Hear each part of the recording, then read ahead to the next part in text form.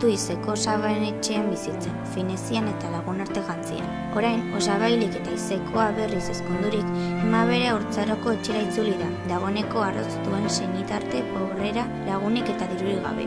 Trantze horretan, aurre egin beharko di aristokrata eta handiki dirutxuen antusteari, etxeko giro liskartxo eta zabarrari eta aizpasena reiztariaren petralkeriei. Hala ere, dantzaldiren batera joateko tartera izango du, eta hango diztiraz, musikaz eta dantzaz bihotza laitzeko. Bai, eta nola ez, jende berria ezagutzeko ere, adibidez Thomas Graf txolina, Lord Osborne axolagabea eta Howard Jaun atsegin eta zentzuzkoa.